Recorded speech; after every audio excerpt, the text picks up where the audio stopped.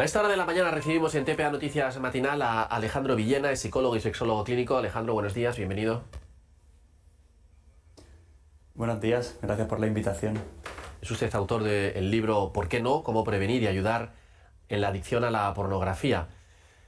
Hay mucho de qué hablar con usted, muchísimo. La primera pregunta que le hago es en relación con el titular o el título del libro. Díganos, ¿cómo se puede combatir esa adicción? Bueno, yo creo que uno de los problemas es que yo siempre había escuchado más bien razones por las cuales sí consumirla y por eso le llamamos ¿por qué no?, ¿no? Como razones por las cuales no consumirla. Como esto ha cambiado mucho en la adolescencia y la pornografía pues ha llegado a cada rincón y ha conquistado cada iPad y cada dispositivo tecnológico, creo que la mejor manera de combatirla es desde la prevención y eso se hace desde las familias y en las casas, intentando pues tener una educación sexual donde pues hablemos de los componentes que son importantes de la sexualidad y que lo distingan pues de la pornografía que nos manda un mensaje muy irreal de la sexualidad, ¿no? Bueno, dice usted, hablar. Yo tenía aquí apuntado. Hay que hablar, es mejor no hacerlo. ¿Cómo hablar? ¿Cómo acercarse a los jóvenes? Sí, a veces da un poquito de miedo o uno piensa que hablar de pornografía va a fomentar como más conductas, pero la realidad es que la edad media para el primer contacto en España está entre los 9 y los 11 años, por lo tanto, o llegamos nosotros o será la pornografía la que eduque a nuestros hijos y a nuestras hijas, ¿no? Por tanto, con naturalidad, con respeto, adaptando el lenguaje a cada edad e incluyendo siempre la afectividad dentro de la sexualidad, sí que podemos empezar a tocar estos temas para poder adelantarnos y que seamos nosotros los referentes para hablar de sexualidad y que no sea la pornografía la profesora de la sexualidad, ¿no? Quizás, bueno, estoy reflexionando, ¿no? Mientras le oigo y pienso acercarnos a nuestros niños, ¿no? Y decirles que, bueno, que esto no es la realidad, igual que una película de superhéroes no es la realidad, por ejemplo. Eso es, yo creo que se trata de desarrollar un pensamiento crítico que puedan distinguir pues que lo que aparece en la pornografía, la manera en la que se trata a las personas, los cuerpos, cómo están representados o incluso la propia respuesta sexual no tiene que ver con una sexualidad real. La sexualidad tiene que ver con la intimidad, con el respeto, con la comunicación, con el cariño y eso no está presente en la pornografía y por tanto la visión que les manda es muy reduccionista, muy enfocada en el placer físico, pero muy poco lo que tiene que ver con la propia relación humana, ¿no? Mire, en relación con la respuesta que me acaba de dar, claro, las consecuencias de la adicción a la pornografía y de este acceso tan temprano, tan precoz, ¿se pierde la intimidad, se pierde el respeto, se pierde el cariño? Sí, de hecho, los últimos estudios nos indican que a mayor consumo de pornografía, un sexo más impersonal, menos íntimo, con menos placer, con problemáticas incluso derivadas de la pornografía en la satisfacción sexual, en los chicos en la erección, la excitación y la eyaculación y en las mujeres también en la excitación o el deseo. Por tanto, muy lejos de darnos más placer, aunque a corto plazo sí que nos lo dé, la pornografía parece que a largo plazo nos quita ese placer, ¿no? Yo siempre digo que el sexo aporta, pero que el porno aparta, ¿no? Qué interesante, el sexo aporta, el porno aparta. Claro, si logramos inculcar ese pensamiento crítico, les haremos ver que podrían disfrutar más de la experiencia incluso. Claro, sí, esto es una apología para el disfrute y la libertad, no una censura de la libertad, sino hacer una propuesta en positivo para que de verdad puedan disfrutar de la sexualidad. Pero la pornografía, a día de hoy, un adolescente que tiene un uso problemático de la pornografía puede pasar hasta 1000 horas viendo pornografía, lo cual es mucho tiempo expuesto a un material muy grande, ¿no? Es prácticamente, si lo comparásemos como con la radiación, como vivir en Chernóbil, ¿no? Entonces esto no ha pasado nunca en la historia del ser humano, en la pornografía que antes era pues de kiosco, de revista, o era más limitado el acceso. Ahora el tiempo que se pasa en la pornografía y además los contenidos que son cada vez más extremos, agresivos o violentos, pues es algo novedoso y el impacto que está teniendo en los cerebros tan vulnerables de los adolescentes y preadolescentes pues también está siendo muy, muy dañino, ¿no? ¿Hace falta una mejor o una mayor regulación? No sé si desde las administraciones tienen que tomar también cartas en el asunto.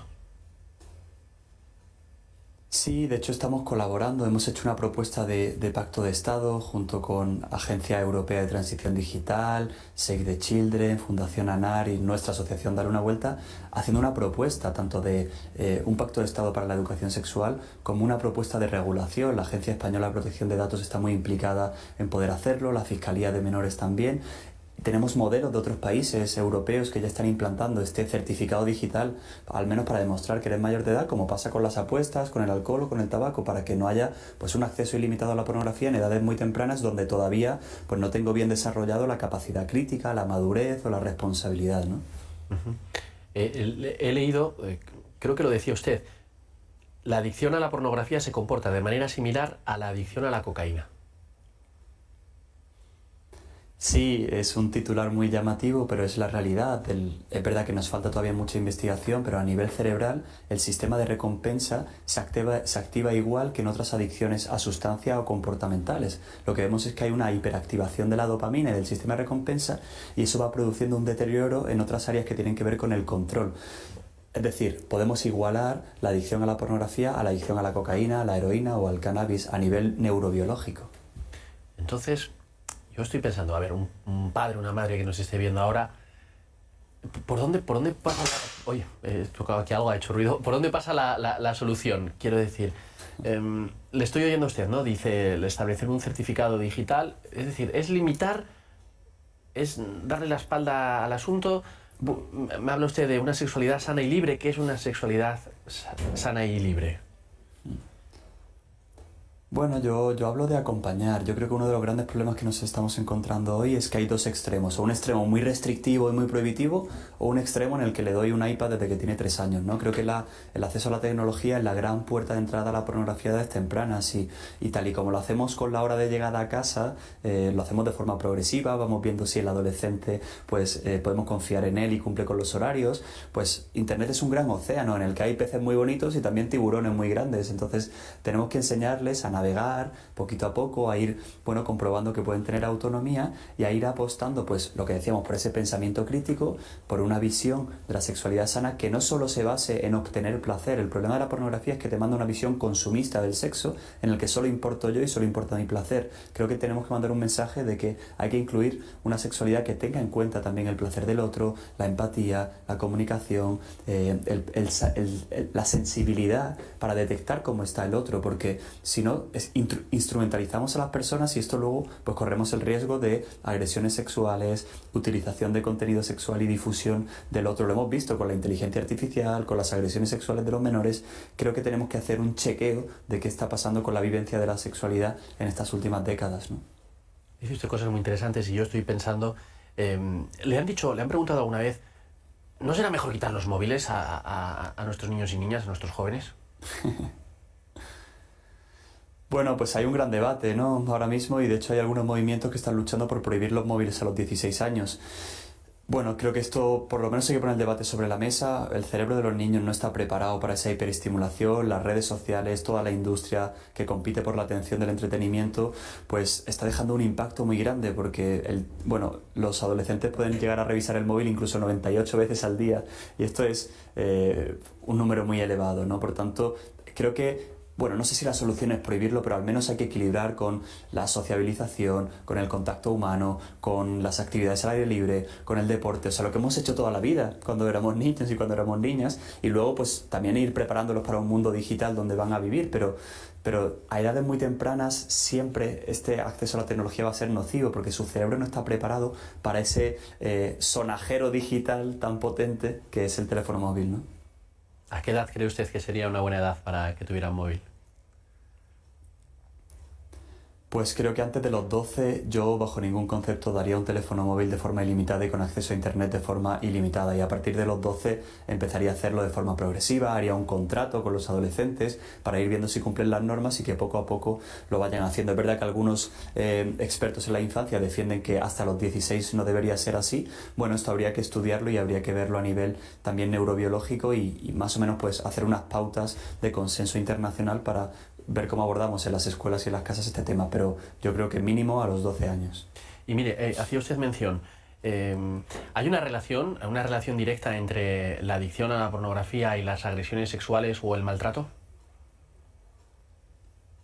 Sí, es verdad que la causalidad es difícil de demostrar, pero esto para mí es como lo que pasa con el tabaco y con el cáncer de pulmón. Tú puedes tener un cáncer de pulmón sin fumar y puedes fumar y no tener cáncer de pulmón. Tú puedes ver porno y no ser agresor, o ser agresor sin ver pornografía. Sin embargo, parece que lo que hay es un aumento de la probabilidad. Cuanto más pornografía veo, donde se representa a la mujer como un objeto, se la humilla, se la denigra, hay agresiones grupales, tipos de contenidos como el incesto, la pornovenganza, voy normalizando y erotizando la violencia dentro de mi sistema sexual del placer y el dolor, y esto va aumentando la probabilidad de cosificación en la vida real, de coerción sexual en la vida real, o incluso de imitación, porque se produce un daño en las neuronas espejo que tiene que ver con el aprendizaje en la empatía debido a ese consumo repetido de la pornografía. Por tanto, sí que sabemos a ciencia cierta que hay una asociación entre la pornografía y la violencia, aunque también hay otras variables que van a estar mediando, ¿no? Mire, le escucho, ¿no? Y entonces dice usted la importancia de la empatía, la comunicación, y pienso que a lo mejor en algunas ocasiones se aborda el sexo como una rutina. Quiero decir, ¿dónde queda el enamoramiento, por ejemplo? Sí, yo creo que parece que está un poco denostado, ¿no? Como hemos convertido, la sociedad del fuck and go, le llaman a veces, ¿no? Un sexo muy utilitario, un sexo de usar y tirar, pues estamos perdiendo toda la parte de la experiencia afectiva, que independientemente de cómo quiera vivir cada uno su relación sexual o su relación afectiva, todos tenemos emociones y todos tenemos vínculos, seducción, cortejo, y toda esa parte. El otro día en un congreso de sexología decían que los adolescentes ya ni se besan en las relaciones sexuales. Entonces, bueno, esto es peligroso porque estamos viendo una sociedad supuestamente muy libre a nivel sexual, pero con el peor sexo de la historia, más disfunciones sexuales que nunca, más enfermedades de transmisión sexual que nunca entre los jóvenes, más agresiones sexuales que nunca. Por tanto, creo que esta cultura pornificada pues tiene mucho que ver aquí, ¿no? Ya los adolescentes ya ni se besan, me dice usted.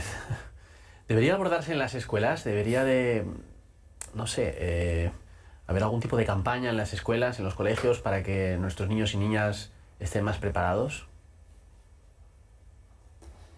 Sí, un trabajo coordinado entre escuelas y familias. El problema muchas veces de esto es que, no ha habido una rigurosidad a la hora de plantear estos programas. Creo que para mí el mensaje importante es que todos estos programas que planteemos en la escuela o en las familias tienen que tener una base científica, porque muchas veces no se utiliza programas que tengan base científica o que pueden ser contrapreventivos, o lo que discutíamos antes de que podía adelantar incluso conductas perjudiciales, ¿no? Por tanto, con respeto, con una base científica y empírica y con profesionales formados en este tema, será fundamental que tanto la escuela como las familias incluyan estos programas de concienciación, de prevención y de acompañamiento, tanto para padres y madres como para los propios adolescentes, ¿no?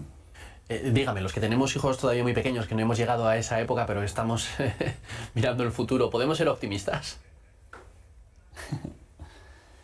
Depende por qué prisma lo mires, pero sí, vamos a intentar mandar un mensaje de esperanza. Yo, pues llevo hablando 8 años con miles de adolescentes ya en estos últimos años, y después de cada sesión pues detectamos un consumo problemático o damos un mensaje diferente. El otro día me llegaba un mensaje de un chico que había escuchado una sesión mía en una ciudad española y me decía que le había concienciado dejar la pornografía y se había dado cuenta que tenía un problema. Creo que sí que vamos avanzando, que los organismos de protección de la infancia, la pediatría y la salud de la infancia pues están muy concienciados en este tema, y yo creo que si entre todos hacemos un esfuerzo conjunto pues conseguiremos evitar muchos problemas. Y oye, con un poco de sentido común y de cariño a tus hijos, si los tienes, seguro que consigues que sean unos hijos con pensamiento crítico y con sentido común para enfrentarse a la vida y a los retos, que todos hemos tenido retos en nuestra adolescencia. Lo que pasa es que ahora pues tienen que ver con la sexualidad y con las pantallas, ¿no? Eso es, sentido común, eso es. Alejandro Villena, psicólogo y sexólogo clínico. Me ha dejado así con lo de los besos. No sé qué diría Gustavo Adolfo Bécquer si se entera de que ya no se reparten besos. Muchas gracias. O Neruda. Sí, muchas gracias por atendernos. Enhorabuena por su trabajo. Gracias a vosotros.